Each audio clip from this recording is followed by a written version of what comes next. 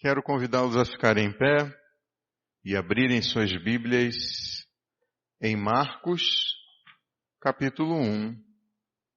Nós vamos ler apenas o primeiro versículo. Marcos 1, versículo 1. Nos diz assim a palavra do Senhor. Princípio do Evangelho de Jesus Cristo, o Filho de Deus. Vamos orar. Senhor Deus e Pai, te agradecemos por esta noite e pedimos que nessa hora o Teu Santo Espírito possa falar conosco.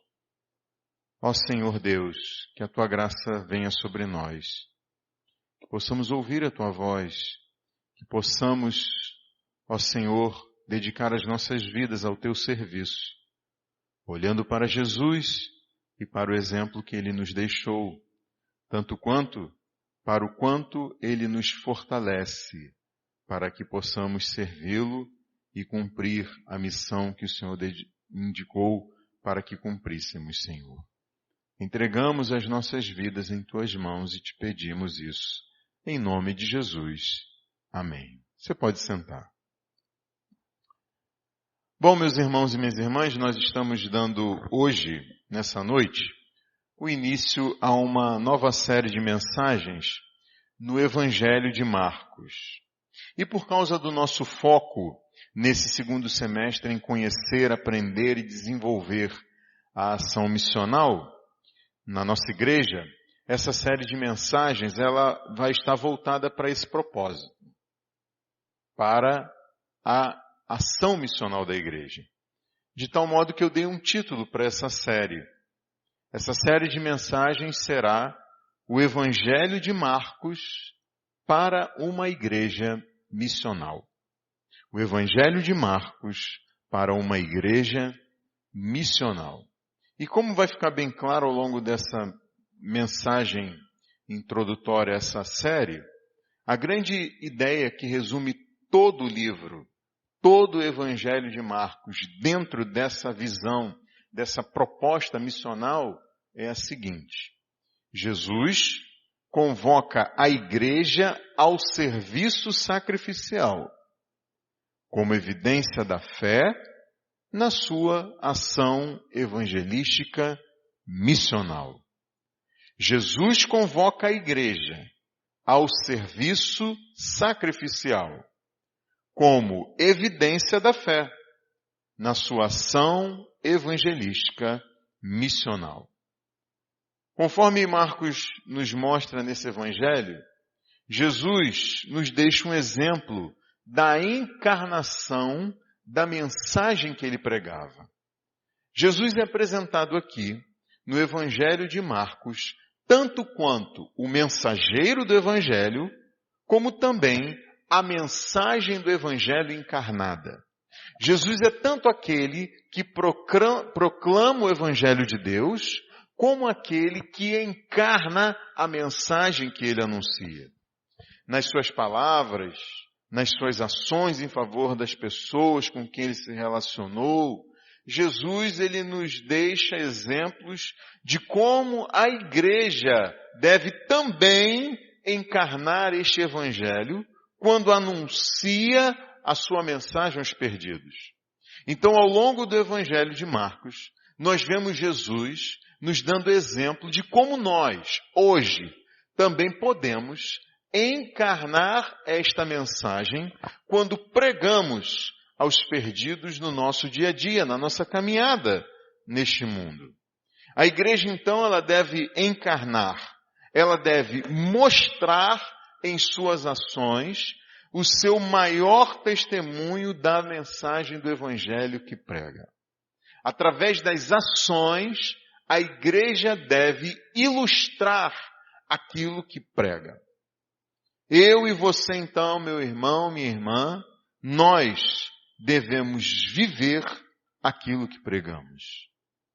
Nós devemos viver aquilo que pregamos. O Evangelho de Marcos, ele apresenta a sua versão das palavras de Jesus quando o Senhor, entregou à igreja a grande comissão. Eu vou pedir que você vá lá para o final do Evangelho de Marcos, no capítulo 16. Capítulo 16, leia comigo aí os versículos 15 e 16. Marcos 16, versículos 15 e 16. Essas são palavras ditas por Jesus depois de ter ressuscitado. E disse-lhes: vão pelo mundo todo e preguem o evangelho a todas as pessoas. Quem crer e for batizado será salvo, mas quem não crer será condenado. Vejam que esta é a versão apresentada por Marcos no seu evangelho da grande comissão dada por Jesus. Esta grande comissão, numa versão mais estendida, a gente pode ler lá no evangelho de Mateus. E apresenta, é óbvio, as mesmas características centrais desta comissão que Jesus dá à igreja aqui em Marcos. Lá em Mateus nós lemos o seguinte: Jesus disse: vão e façam discípulos de todas as nações, batizando-os em nome do Pai e do Filho e do Espírito Santo, ensinando-os a obedecer a tudo o que eu lhes ordenei. E como tem sido dito ao longo dessas mensagens sobre a igreja missional, a missão da igreja neste mundo é fazer discípulos pela pregação do Evangelho de Jesus Cristo a todas as pessoas, recebendo essas pessoas na igreja pelo batismo e ensinando essas pessoas a obedecer a tudo o que Jesus ordenou. A missão da igreja é fazer discípulos pela pregação do Evangelho de Jesus Cristo a todo tipo de pessoa, recebendo aqueles que se arrependem e confessam a Jesus como Senhor e Salvador na igreja pelo batismo. E daí, ensinando esses crentes a obedecerem a tudo aquilo que Jesus ordenou. E dessa forma, a gente tem visto que a evangelização, ela não é o fim, mas ela é o meio, ela é o caminho para levar ao discipulado. Ela é o caminho que deve levar ao discipulado. E o Evangelho de Marcos, ele pode ser, vejam vocês, por isso da escolha dele, claramente dividido entre essas ações que Jesus comissionou à igreja. Primeira ação, evangelizar. Segunda ação, discipular. Por exemplo, volte comigo aí no capítulo 1 de Marcos e leia comigo os versículos 14 e 15. Marcos, capítulo 1, versículos 14 e 15. Depois que João foi preso, vejam vocês, Jesus foi para a Galileia, proclamando as boas novas de Deus. O tempo é chegado, dizia ele. O reino de Deus está próximo. Arrependam-se e creiam nas boas novas. Jesus foi para a Galileia, proclamando o Evangelho de Deus. A NVI traduz a palavra utilizada em outras Bíblias por boas novas. Mas essa palavra é Evangelho. Jesus foi para a Galileia proclamando o Evangelho de Deus, dizendo: o tempo é chegado, o reino de Deus está próximo, arrependam-se e creiam no Evangelho. Então vejam que a primeira ação de Jesus, as primeiras ações de Jesus no Evangelho de Marcos, têm esta pegada evangelística de anunciar a chegada do reino e convocar pessoas ao arrependimento e à fé. No entanto, se você olhar agora comigo o capítulo 8 de Marcos, capítulo 8, versículos 34 e 35. Capítulo 8, versículos 34 e 35. Você vai ver aí agora comigo que o tom de Jesus muda para o discipulado. Marcos capítulo 8, versículos 34 e 35, diz assim: então, ele chamou a multidão e os discípulos e disse: se alguém quiser acompanhar-me, negue-se a si mesmo, tome a sua cruz e siga-me, Pois quem quiser salvar a sua vida, perderá. Mas quem perder a sua vida por minha causa e pelo Evangelho, a salvará. A partir daqui, Jesus nos dá, segundo a narrativa do Evangelho de Marcos, um currículo de discipulado para o cristão. Evangelização e discipulado são os dois eixos da comissão que Deus nos deu.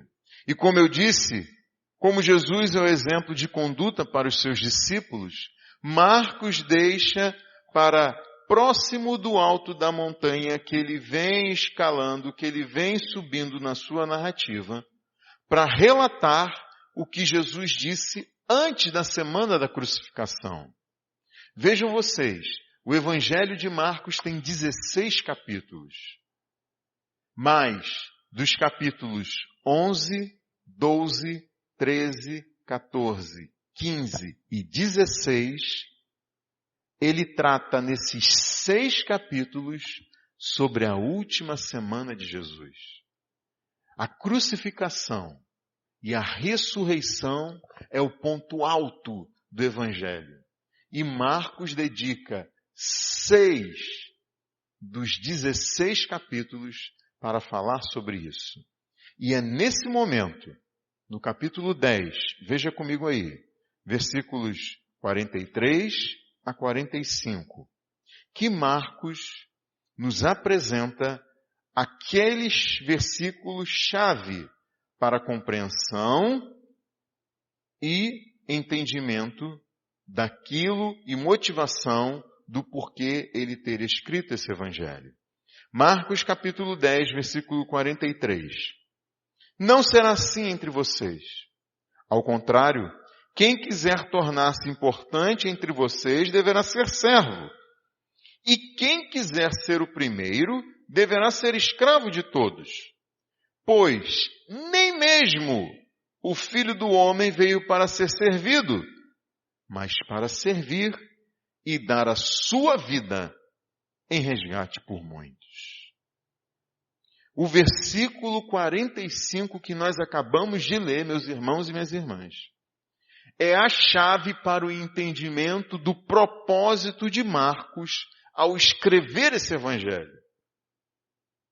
Agora percebam como Marcos coloca essas palavras de Jesus em um contexto que deixa essa atitude de Cristo de servir e não ser servido, de dar a sua vida em resgate de muitos, num contexto de exemplo a ser seguido pelos seus discípulos.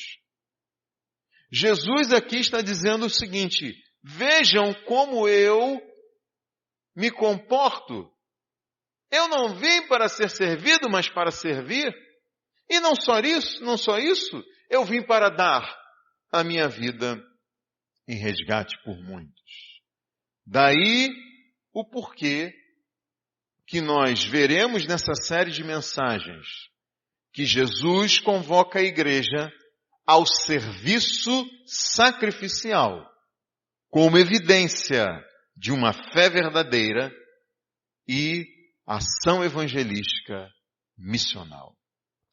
Ao longo da exposição do Evangelho de Marcos nessa série de mensagens, nós então andaremos nas pisadas de Jesus, a fim de que nós possamos ser uma igreja missional nas nossas ações, tanto evangelísticas quanto discipuladoras, nesse mundo e especialmente nesse nosso bairro de Olaria.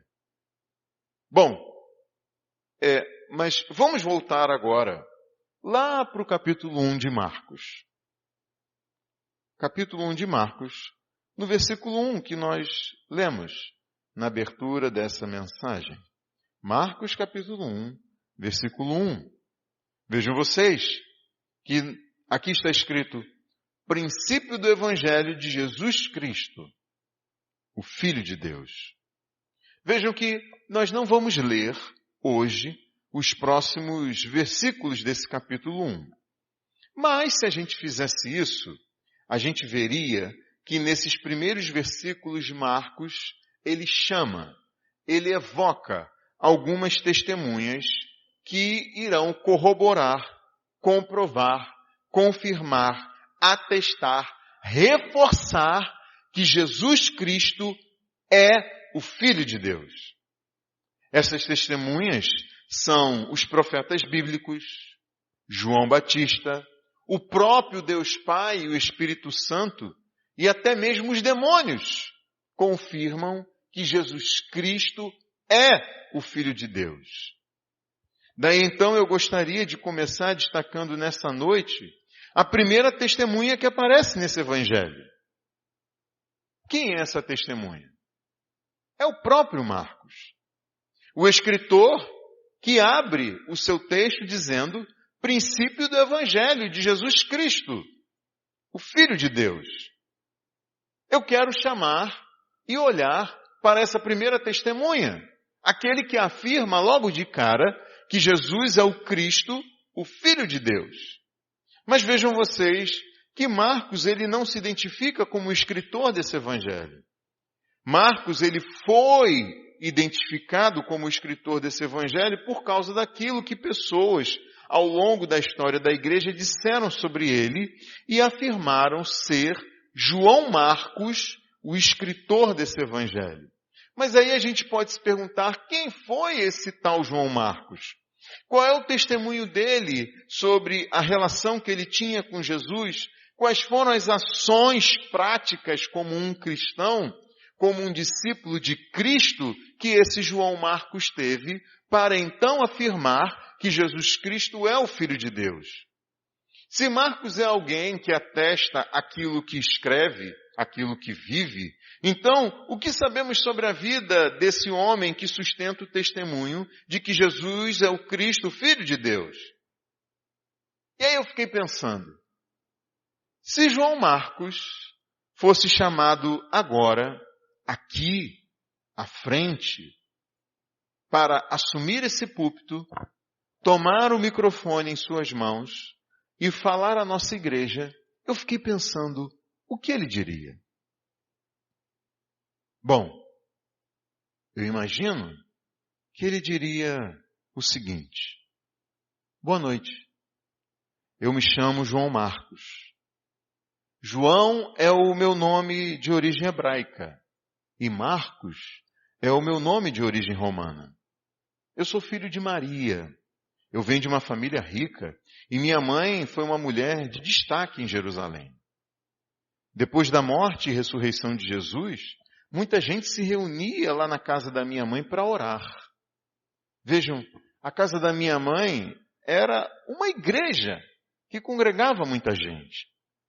Minha mãe mantinha relações próximas com os apóstolos de Jesus, tanto que, quando Pedro foi preso por Herodes, o rei Herodes, a igreja orava intensamente por ele lá na casa da minha mãe.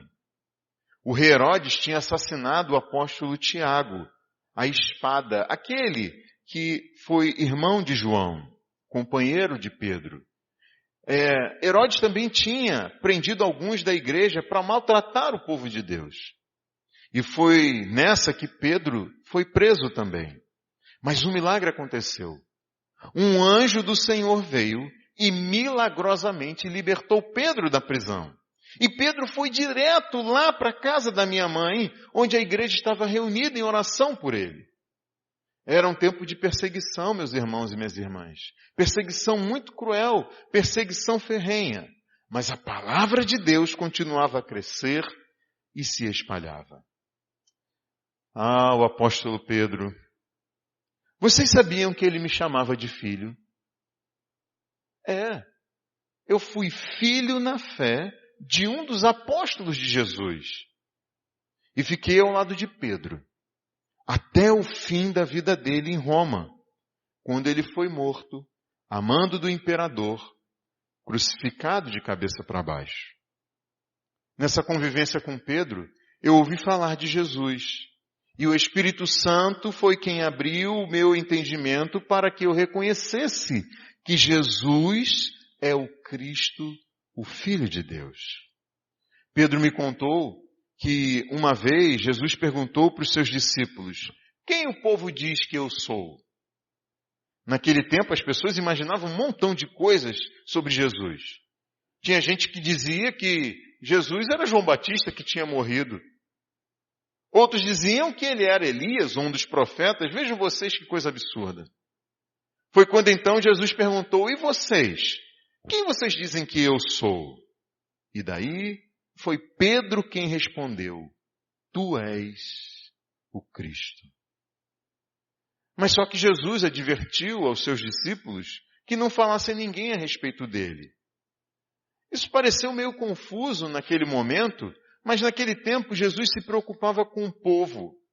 Esse povo que queria tanto um libertador político, econômico e social, que podia querer coroar a Jesus como rei nesse mundo. E fazendo isso, eles pressionariam e criariam problemas e impedimentos, desviando Jesus da missão dele, que era pregar o Evangelho de Deus. Foi depois disso, então, que Jesus começou a ensinar de uma forma muito clara que ele deveria sofrer muitas coisas, ser rejeitado pelas autoridades religiosas, condenado à morte, para em 3 dias então ressuscitar. Daí Pedro, que na época não entendia como isso podia ser assim, porque até ele mesmo pensava um pouco como o povo, sabe? Ele também queria um Messias, ele queria um Cristo que resolvesse os problemas de natureza política, econômica e social de Israel. E por isso ele foi, vejam vocês, repreender a Jesus, tentando desviar Jesus do propósito dele ao vir a esse mundo. E esse propósito era bem claro: entregar a vida em favor de muitos, morrer pelos pecados e ressuscitar como vitorioso sobre a morte, para dar ao pecador arrependido aquilo que é impossível ao homem, mas não para Deus: a vida eterna. Pedro foi o meu referencial de fé. Foi com ele que eu aprendi tudo sobre Jesus. E por isso que eu fui impulsionado a escrever esse evangelho. Então, em vários momentos da narrativa desse evangelho, eu faço menção a ele, eu faço menção a Pedro. Porque, afinal de contas, foi dele que eu ouvi essas histórias.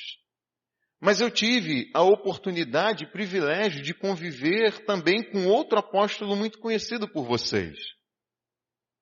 Vocês sabem quem foi? Foi o apóstolo Paulo. Eu conheci o apóstolo Paulo através do meu primo mais velho. Um primo mais velho do que eu, chamado Barnabé. Barnabé foi um grande homem. Na verdade, o nome dele era José. Mas os apóstolos, Pedro, João, Tiago, os demais, deram o nome de Barnabé para ele, que significa encorajador. Barnabé era um homem abastado. E um dia ele vendeu um campo que possuía, trouxe todo o dinheiro e colocou aos pés dos apóstolos. Barnabé era da tribo de Levi. Ele era um cipriota. Vocês sabem o que é um cipriota? Cipriota é alguém natural da ilha de Chipre. Uma ilha que fica lá no mar Mediterrâneo. Naquela região hoje ali entre o Líbano, a Síria, a Turquia, no caminho pelo mar para a Grécia, lá na Europa. Barnabé realmente fazia justiça ao nome que os apóstolos deram a ele. Ele era um verdadeiro encorajador. Era um homem que conseguia apostar em gente que não merecia. Ele investia em gente desprezada pelos outros. E eu digo isso porque eu mesmo experimentei do encorajamento do meu primo Barnabé quando eu mais precisei. E não foi só eu. O apóstolo Paulo também. Paulo era conhecido nessa época como Saulo. Ele era um homem cruel, perseguidor da igreja. Entrava nas casas dos cristãos, arrastava os crentes pelas ruas e consentia com a morte deles. Saulo devastava a igreja nessa época, até que Jesus apareceu a ele. E Saulo foi convertido então à fé cristã. Depois de um tempo ele foi a Jerusalém e tentou se reunir com os apóstolos, mas todo mundo tinha medo dele, todo mundo desconfiava daquele homem. Foi quando meu primo Barnabé levou Paulo aos apóstolos e deu testemunho da verdadeira conversão dele. De como Paulo tinha pregado com grande coragem sobre Jesus e por causa disso tinha sido até ameaçado de morte. E vejam só que ironia. O perseguidor da igreja, Saulo, agora era Paulo, o perseguido pelos judeus. Depois disso, depois de ter estado em Jerusalém, Paulo voltou para sua cidade, voltou para Tarso. E lá ele ficou, enquanto que Barnabé ficou na companhia dos apóstolos em Jerusalém. Foi quando então o evangelho chegou a terras longínquas da Fenícia, de Chipre e da Antioquia. O evangelho alcançou essas terras porque os crentes como vocês, fugindo da perseguição, chegaram lá anunciando a mensagem de salvação aos judeus e aos gregos, contando a eles sobre o evangelho do Senhor Jesus. Enquanto eles caminhavam, enquanto eles passavam de cidade em cidade, eles davam testemunho da fé deles em Jesus. Olha, muita gente creu em Jesus nessas terras. Foi quando então meu primo Barnabé foi enviado pelos apóstolos para lá para saber o que estava acontecendo. Como podia ser isso, gente? Gente de todo canto do mundo crendo no Senhor Jesus e nas boas novas sobre ele. E quando chegou lá, vocês sabem o que Barnabé fez? Ele animou aqueles novos crentes. Ele incentivou que aqueles novos crentes, apesar da perseguição, permanecessem fiéis ao Senhor, amando e servindo a Deus de todo o coração. Gente, Barnabé era um encorajador, um homem cheio do Espírito Santo, um homem cheio de fé. Lá em Antioquia, ele viu o tamanho da obra que Deus tinha colocado nas mãos dele. Ele também lá pregou o evangelho e muitos foram convertidos. Daí ele olhou aquela multidão e pensou, como eu vou ser capaz de discipular tanta gente assim? Foi quando ele se lembrou de Paulo. Ele foi lá em Tarso, pegou Paulo, trouxe para Antioquia, para que eles dois pudessem dar cabo daquela missão que Deus tinha dado a eles. E nessa época, veio uma grande fome ao mundo romano. Daí, Barnabé e Paulo foram comissionados pela igreja em Antioquia para levarem donativos à pobre igreja lá em Jerusalém. E depois que eles terminaram o que tinham vindo fazer, voltaram para Antioquia. E vejam vocês, eles me levaram para lá. E foi dali, de Antioquia, que eu tive o privilégio, a oportunidade de partir com meu primo Barnabé e com Paulo para a primeira viagem missionária que o Espírito Santo tinha designado a eles dois. Eu fui na condição de um aprendiz missionário. E foi fantástico ver a ação de Deus na libertação de pessoas, ver a manifestação do poder de Deus. Só que, gente, eu não sei o que me deu. Logo no início da viagem missionária, eu voltei para casa em Jerusalém. Deixei Barnabé e Paulo para trás. E só os vi novamente, 3 anos depois. Os dois voltaram para Antioquia e algum tempo depois, Paulo quis voltar e percorrer as cidades por onde eles tinham pregado a palavra do Senhor e ver como iam os irmãos que tinham ficado nessas cidades, nas igrejas que eles tinham fundado. O meu primo Barnabé quis me levar com eles, só que Paulo não achou prudente isso não. O que eu sei é que os dois tiveram um desentendimento tão sério que eles se separaram. Paulo foi para um lado e eu fui com Barnabé para a terra natal dele, a ilha de Chipre. Vejam, meus irmãos e minhas irmãs, que ao servo do Senhor não convém brigar, mas sim ser amável para com todos, apto para ensinar, paciente. Na verdade, o ministro do Evangelho deve evitar as controvérsias tolas e fúteis, pois sabe que acabam em brigas. E vejam que nem fui eu quem disse, eu escrevi isso. Foi o próprio apóstolo Paulo lá no fim da sua vida. Agora, por que eu estou dizendo isso? Vejam que Paulo parecia ser mais impetuoso nas suas palavras e na postura que ele tinha no início da caminhada de fé dele com Cristo. Meus irmãos e minhas irmãs, Paulo era um ser humano como qualquer um de nós. Era um homem sujeito aos mesmos desejos, às mesmas paixões, às mesmas tentações, e certamente o Espírito Santo foi moldando o caráter desse homem ao longo do tempo. Daí eu penso que esse é o mesmo apóstolo Paulo, que escreveu em sua carta aos Colossenses o seguinte: desenvolvei a vossa salvação com temor e tremor, porque Deus é quem efetua em vós tanto querer como realizar segundo a sua boa vontade. Fazei tudo sem murmurações nem contendas.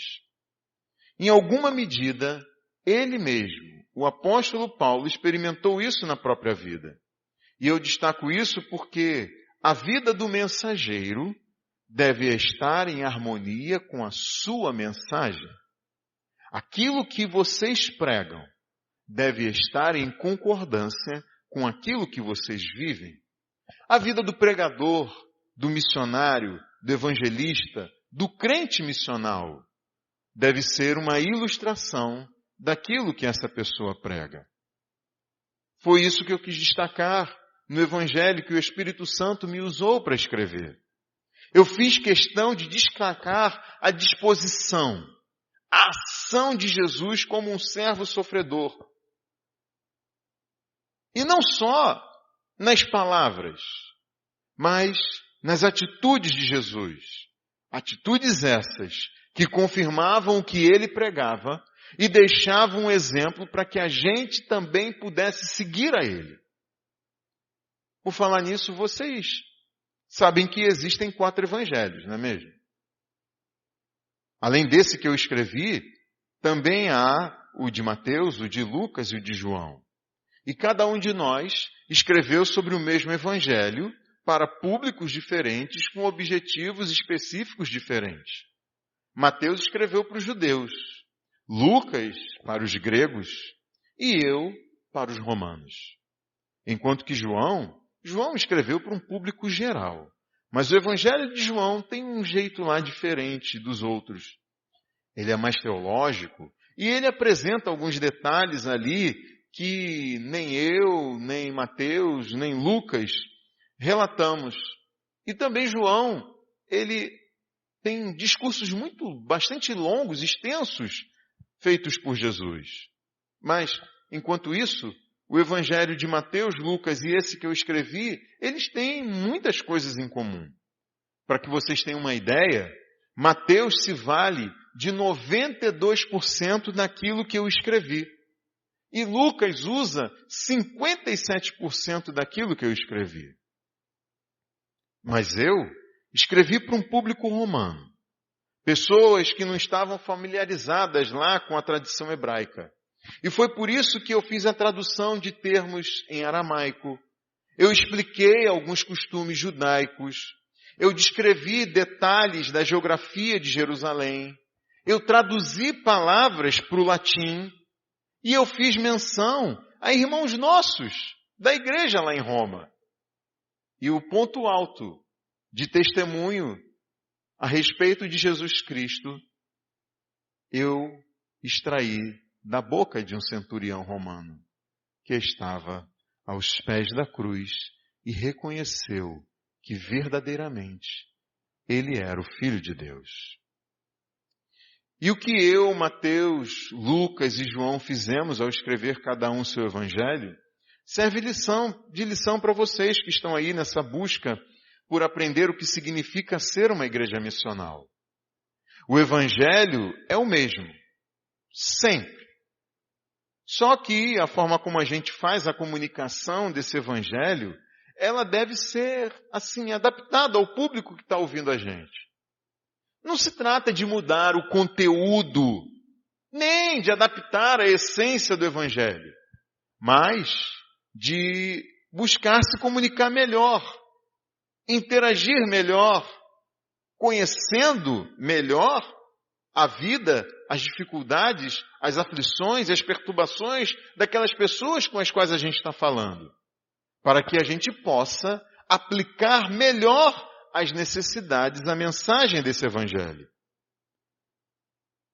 Por isso é que a gente precisa conhecer bem com quem a gente está falando e pregando o evangelho.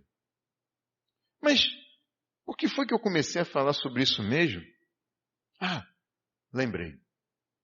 Eu disse que tinha voltado para casa no início da primeira viagem missionária de Barnabé e Paulo. E isso foi, infelizmente, motivo de contenda entre os dois. Barnabé queria que eu fosse com eles na segunda viagem missionária, mas Paulo disse que não seria prudente. Paulo ele não achou assim justo porque eu tinha abandonado a missão e deixado eles para trás. Mas vejam só, meus irmãos e minhas irmãs, o Deus que transforma o mal em bem agiu nessa situação. E aquilo que seria uma só viagem missionária foi transformado em duas. Paulo e Silas seguiram para a Macedônia e chegaram até a Grécia, enquanto que eu e meu primo Barnabé fomos lá para Chipre. E além disso, graças a Deus, os dois se entenderam mais tarde e não deixaram de servir ao Senhor juntos. E eu também fui recebido por Paulo. Vejam, quando Paulo esteve preso pela primeira vez, eu estive lá com ele. E fui também recomendado por ele à igreja em Colossos. No fim da vida dele, já prevendo que não sairia de uma masmorra fria em que estava preso, Paulo escreveu para o pastor em Éfeso, Timóteo, filho na fé dele, dizendo que estava só na companhia de Lucas e que eu deveria ser levado até ele. Eu lembro bem do que Paulo escreveu a Timóteo. Traga Marcos com você, porque ele me é útil para o ministério. E eu estou fazendo questão de dizer isso para que vocês saibam que a forma como a gente encerra a caminhada cristã é mais importante do que a forma como a gente começa. A forma como você chega ao fim da caminhada cristã é mais importante do que a forma como você começa. Vejam que Paulo estava lá naquela masmorra e ele se lembrou de Demas, que tinha sido companheiro dele na missão. Mas Demas amou mais ao mundo e se foi. Vejam só, eu hoje não sou conhecido como o aprendiz de missionário que pediu arrego e abandonou a missão para voltar para a casa da mamãe. Deus me concedeu a graça de ser reconhecido como aquele que escreveu o Evangelho de Jesus, o Cristo, o Filho de Deus, o servo sofredor, aquele que deu a sua vida em resgate de muitos. E é nessa hora que eu me lembro primeiro do meu primo Barnabé. Gente, eu lhes faço um apelo, aprendam o seguinte: se vocês querem realmente ser crentes missionais, não desistam das pessoas. Não desistam das pessoas. E se apressem para que a reconciliação seja feita com quem vocês estão sem ter comunhão há tanto tempo. Ouçam só o que Paulo escreveu a uma igreja recente que ele tinha instaurado lá em Tessalônica. Advirtam os ociosos, confortem os desanimados, auxiliem os fracos, sejam pacientes com todos. Tenham cuidado para que ninguém retribua o mal com o mal, mas sejam sempre bondosos uns para com os outros e para com todos. Sejam encorajadores, como foi o meu primo Barnabé. Sejam construtores de pontes e não edificadores de muros. Eu também me lembro, e não podia deixar de lembrar, do saudoso apóstolo Pedro, meu pai na fé. Eu acho que boa parte da proximidade que se desenvolveu entre Pedro e eu se deu por causa daquilo que a gente compartilhava, sabe? Como vocês sabem, Pedro sempre foi impetuoso. Só que ele não conhecia bem os próprios limites. Na noite em que Jesus estava para ser traído e entregue às autoridades, Jesus disse aos seus apóstolos: vocês todos me abandonarão. Mas Pedro foi logo se adiantando e dizendo: ainda que todos te abandonem, eu não te abandonarei. Daí, Jesus teve que dizer para Pedro: eu asseguro que, ainda hoje, nesta noite, antes que o galo cante 2 vezes, você me negará 3 vezes. Pedro nem deu ouvidos ao que o Senhor Jesus tinha dito e insistiu: mesmo que seja preciso que eu morra contigo, nunca te negarei.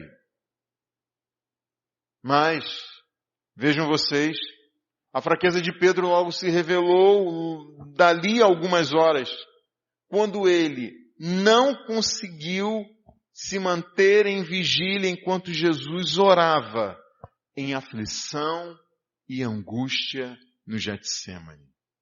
Daí, quando a multidão armada com espadas e varas chegou na companhia do traidor de Judas, Pedro e todos os demais abandonaram Jesus e fugiram.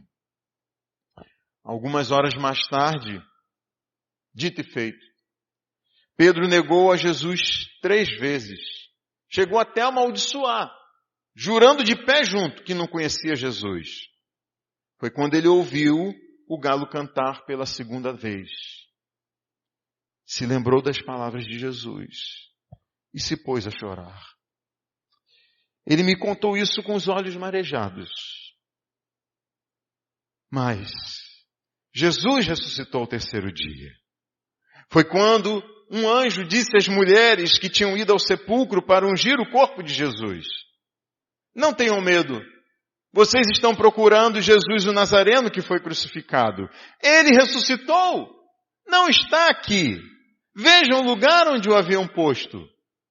Agora vão e digam aos discípulos dele e a Pedro: ele está indo adiante de vocês para a Galileia. Lá vocês o verão, como ele lhes disse.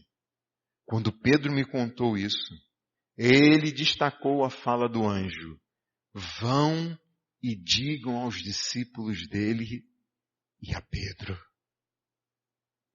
O Senhor foi especialmente a Pedro para restaurar aquele homem alquebrado pelo seu pecado.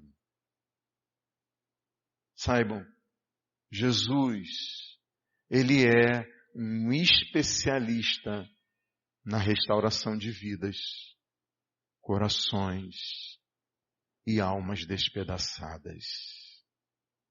Ele é capaz de te renovar. Ele é capaz de te restaurar.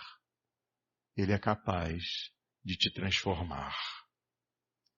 Vejam, eu comecei esse evangelho escrevendo princípio do evangelho de Jesus Cristo, Filho de Deus. Agora vejam como que eu terminei esse evangelho. Nas suas Bíblias aí, no capítulo 16, nos versículos 19 e 20, os 2 últimos. Eu comecei escrevendo o princípio do Evangelho de Jesus Cristo, Filho de Deus. E terminei escrevendo o seguinte: depois de lhes ter falado, o Senhor Jesus foi elevado aos céus e assentou-se à direita de Deus. Então, os discípulos saíram e pregaram por toda parte. E o Senhor cooperava com eles, confirmando-lhes a palavra com sinais que a acompanhavam. Eu fiz isso para que vocês entendessem que aquilo que Jesus começou a fazer, a igreja deve dar continuidade. Pregando e fazendo o bem. Assim como o meu pai na fé, Pedro, resumiu o ministério do Senhor Jesus quando disse: vocês conhecem a mensagem enviada por Deus ao povo de Israel, que fala das boas novas de paz por meio de Jesus Cristo, Senhor de todos. Sabem o que aconteceu em toda a Judéia, começando na Galileia, depois do batismo de João, que João pregou, como Deus ungiu a Jesus de Nazaré com o Espírito Santo e poder. E como ele andou por toda parte, fazendo o bem e curando todos os oprimidos pelo diabo, porque Deus estava com ele. Eu escrevi esse evangelho, meus irmãos e minhas irmãs, da Igreja Cristã Nova Vida em Olaria, tendo em mente cristãos que viviam debaixo de uma duríssima perseguição, a fim de que eles tivessem plena certeza de fé, a fim de que eles permanecessem firmes no serviço sacrificial, cumprindo a missão que Jesus lhes tinha dado como igreja do Senhor. Assim como Jesus veio para servir e dar a sua vida, eles também deveriam agir. Mas para isso, eles precisavam negar a si mesmos, tomar cada um a sua cruz e seguir a Jesus. Porque aquele que quiser salvar a sua vida, a perderá. Mas quem perder a sua vida por causa de Jesus e pelo Evangelho, a salvará. Por isso, meus irmãos e irmãs da Igreja Cristã Nova Vida em Olaria, que vocês sejam uma igreja missional e sirvam como Cristo os serviu.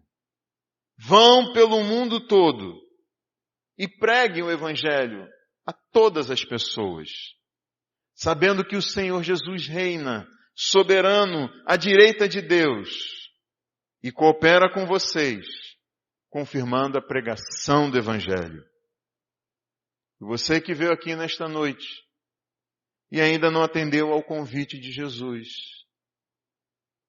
arrependa-se e creia no Evangelho.